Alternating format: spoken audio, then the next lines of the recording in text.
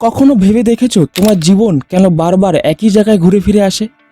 কেন যেন মনে হয় তুমি এগোচ্ছ না? প্রতি বছর তুমি নতুন প্ল্যান করছো, কিন্তু সেই প্ল্যান আর সফল হয় না। জানো এর কারণ কি? তোমার কমফোর্ট জোন। একটি ছোট্ট নিরাপদ গণ্ডি তোমার সবচেয়ে বড় শত্রু। তোমার ভেতরে একটা স্বপ্ন আছে, তাই না? কিন্তু প্রতিবার যখন তুমি সেটা অর্জন করার কথা ভাবো, তোমার মন বলে এখন নয়, এটা খুব কঠিন। ব্যর্থ হলে কি হবে? এটা মনে হয় আমার জন্য নয়। না থাক, সময়টাই শুধু নষ্ট হবে, পরে করব। কি কথাগুলো মিলছে তো? এটাই হলো তোমার কমফোর্ট জোনের কথা।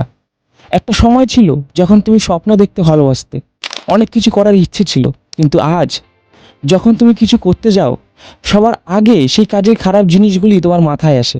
তোমার মনে হয় এই কাজটি তোমার দ্বারা হবে না, অনেক সমস্যা আছে এই কাজে। আর এর কারণ তোমার কমফোর্ট জোন, যা তোমার সেই উজ্জ্বল আলোকে নিভিয়ে দিচ্ছে। তুমি কি চাও দিনের পর দিন তোমার স্বপ্নগুলো এভাবেই শেষ হয়ে যাক? না, তাই না?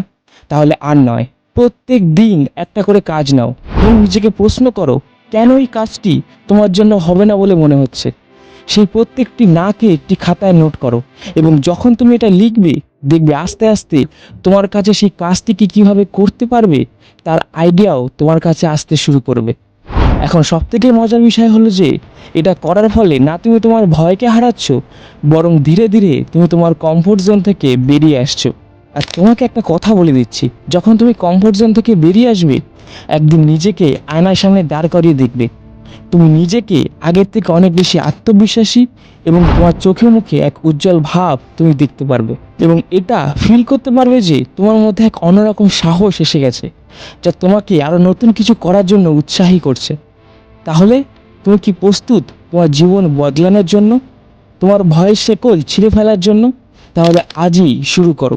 তোমার কমফোর্ট জোন থেকে বেরিয়ে এসো। একটা জিনিস জেনে রেখো, আমরা সবাই একটা গল্প লিখছি। এখন তোমার গল্পটা কি ভয়ের কাছে হার মানবে, নাকি তুমি এক নতুন গল্প তৈরি করবে? এটা এখন সম্পূর্ণ তোমার উপরই নির্ভর।